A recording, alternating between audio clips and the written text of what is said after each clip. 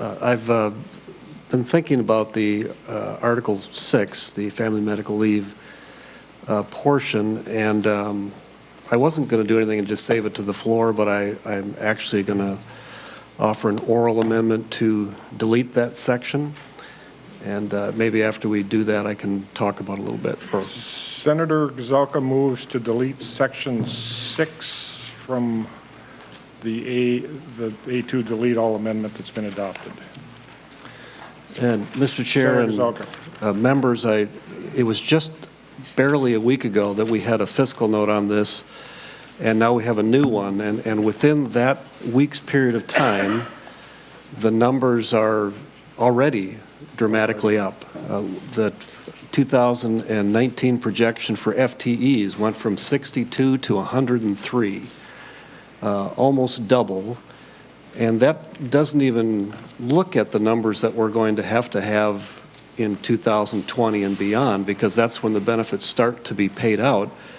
And if we look at unemployment insurance claims, there's 44,000 or so, and they have, I believe it's 18,000 claims, and they have 400 FTEs. And we're projecting, well, it used to be 44,000 claims. I think they're now saying it's going to be less claims, which is another Minsure math formula that I disagree with. It's going to be more claims. But with that many claims, we should expect 800 or more FTEs. So the numbers are going to continue to climb. And so I want to make sure that we're going through this with eyes wide open. And I really think if we won't even look at the numbers into 2020 when we're actually going to start paying this out, we are going into this with eyes fully closed. And we should not do that. And I realize that this is a political issue, people might say that we don't care about people that need these benefits, but that is not the case here.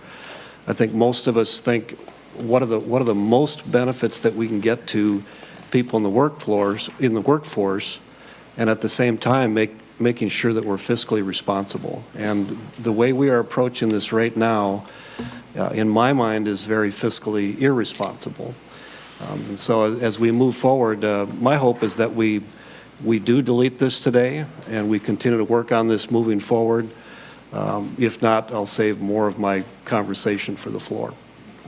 Thank you, Senator Gazelka. And I do need to clarify that the motion is to delete Article 6. I said Section 6. Mr. Chair, that is correct. Thank you. Senator Rest. Thank you, Mr. Chair. That was the clarification I wanted as well, because the Section 6 deals with federal conformity. I don't want to delete that. You weren't going to take that out.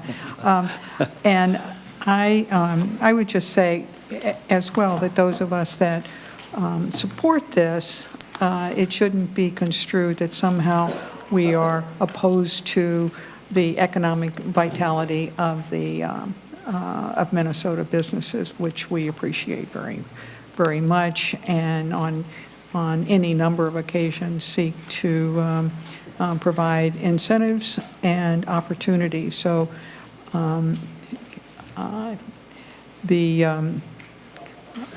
as in a number of things, there are policies coming before us. There are a lot of trade-offs, and differences can be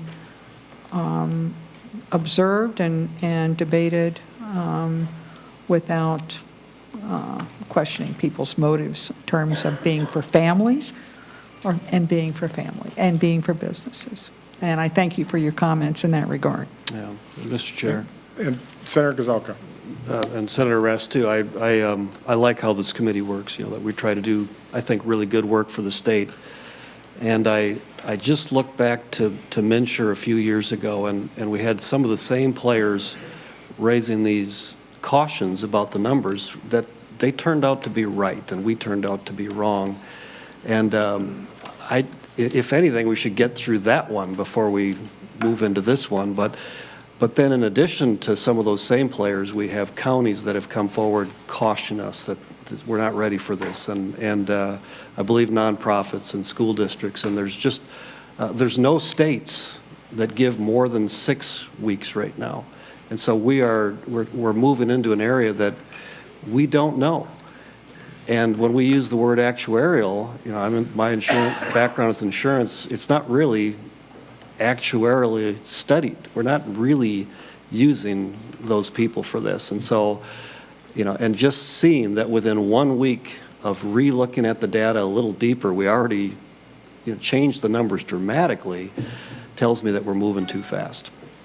And Senator Gazelka, I'm going to oppose your motion today.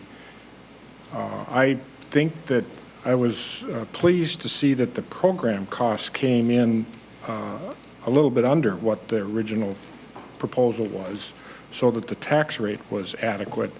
I do have concerns about the administrative costs that are in the new proposal. I think back to the testimony that we heard in committee, particularly with regard to Ms. Houle. And if your motion prevails today, that would be the end of the conversation for this year. And so I'd like to continue to have the opportunity to work on this provision this year. I know that we're into the last of the weeks of the session, but I think that this important article would be good to move it to the floor and see what the body thinks of the provision. And we'll see what the tax committee thinks also, I believe. Anything else, members? Senator Sieben. Thank you, Mr. Chair. I think we've always all tried to honestly assess this and work with the numbers. In my life, and I think most lives, if a person buys something, if you will, they're going to use it. And just fundamentally, what I don't understand about this is we're going to have approximately 2 million buyers out there with 41,000, I think it is, anticipated to use the product. And that I just can't seem to kind of get there in terms of that logic trail. So either there needs to be more understanding, I think, by people like myself within this legislature on this, or maybe fundamentally there are some issues with respect to the math in here. I don't know. Well, Senator Sieben, I think that is taking a one-year snapshot of the payers and the people that would be beneficial of it. But, we all go through life, and our parents get old once. And so you're going to pay through your life so that the time you need it, it would be there. And, there are pretty significant benefits that would accrue to businesses to have employees that are able to go and take care of their children or their parents when they need to. And most of us will live through that, whether it's your own parents or your spouse's parents or your children. And the benefit to the businesses to have people that are able to do that and then return back to do the work and not have to do what my wife ended up doing, which was quitting her job when we had the second child, because that was the way it worked out for us to care for our children.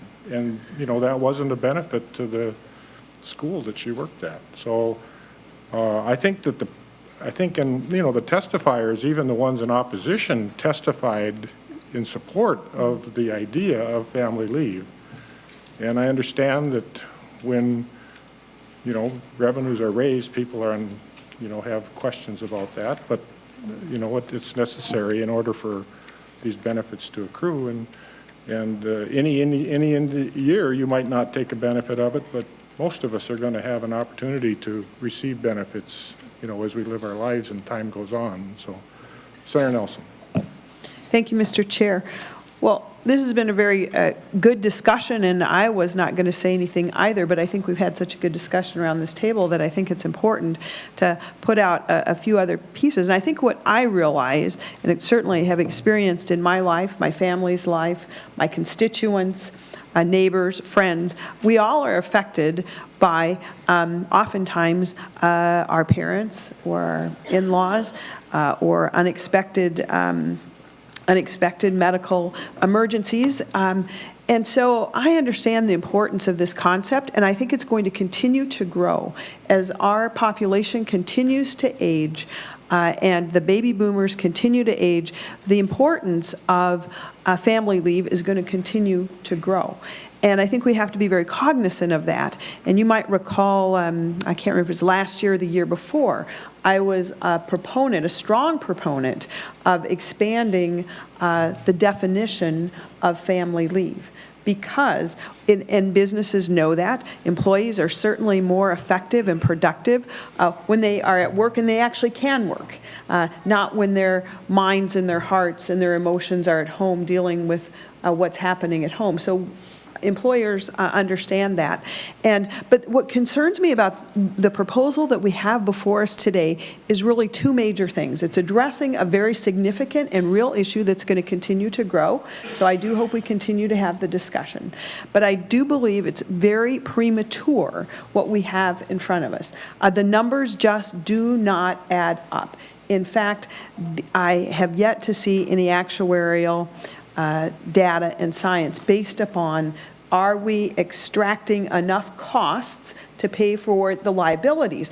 And with that in mind, which is very clear that we're not, the other thing that is so, I think, a marked problem is the lack of fund reserve is so low.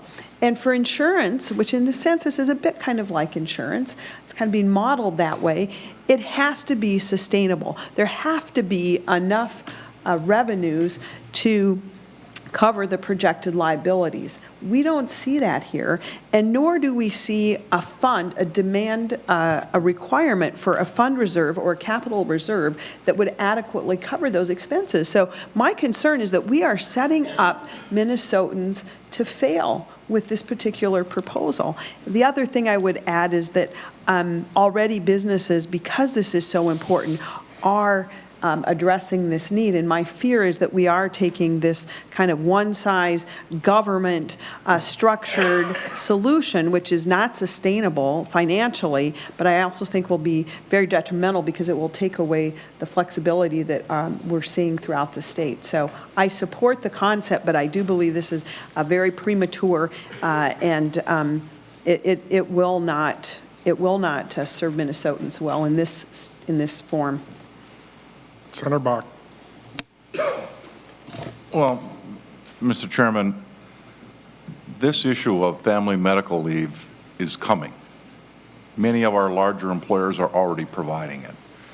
And the regions of the state that have these strong economies with these big Fortune 500 companies, those communities have a huge advantage right now in attracting talent to work in their businesses. Just a huge advantage over other areas of the state. This is going to happen on its own in Minneapolis. It's going to happen on its own in St. Paul. It's probably going to happen on its own in Rochester. Probably going to happen on its own in Duluth.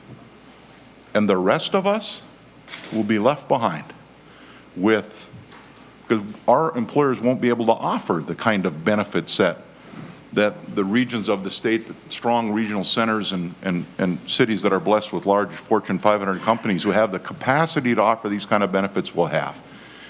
And the rest of the state's businesses will be left behind, not as this labor shortage deepens, not being able to attract workers to run their businesses.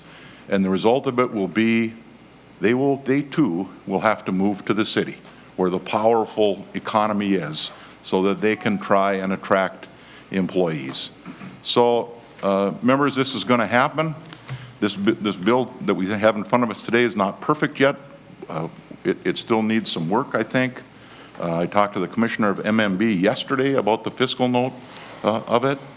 But I think it's important to continue the conversation, or we're going to have a huge patchwork around this state of Minnesotans who have these kind of benefits and Minnesotans who don't. And that just doesn't seem fair as an area of the state that's probably going to be left out. And my kids and my grandkids and their families are going to be left out. Well, people in other regions of the state are going to have, do have today, and are going to have a more generous benefit set for their families. So, Senator Nelson, I appreciate that I think we agree on this. I just think it's the implementation of it. This is a big change, and big changes oftentimes take time to implement and require some corrections down the road. But I would encourage members' support to keep the provision in the bill, and let us keep working on it as we move forward in the conference committee process. Senator Thompson and then Senator Gazelka. Thank you, Senator Mr. Chairman. To Senator Bach's point, if in fact this is a bill that is intended to solve a problem in smaller towns that can't compete, it's interesting that businesses of a smaller size, I believe 21 or under employees, are exempted. And as you well know, Senator Bach, and I do too, because even though I've lived in the Twin Cities now for many years, I grew up in two relatively small towns in Minnesota, Little Falls and East Grand Forks.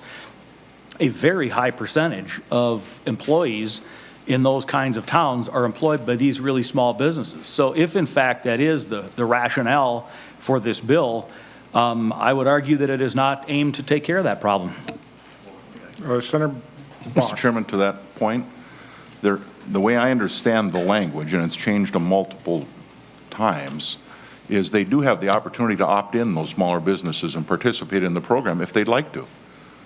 So I think the option's there, and frankly, I think a lot of them will, if they're just given the opportunity for us as a state to pool our resources and benefit a larger group than just those who happen to be fortunate enough to work for the employers that can afford to provide it. Senator Gazelka, and then renew your motion. Thank you, Mr. Chair, and to Senator Bach, I got a letter here April 25th from the Brainerd Lakes Chamber of Commerce, 900 members encouraging myself and Senator Ruud to have strong opposition to this because they feel like it'll hurt their area, which is part of rural Minnesota. And so, you know, we all represent the whole state, but then we represent our area, and these 900 members are passionately opposed to this. Senator Gazelka renews his motion to delete Article 6. All those in favor say aye. Aye. Opposed, same sign. Aye. The motion does not prevail.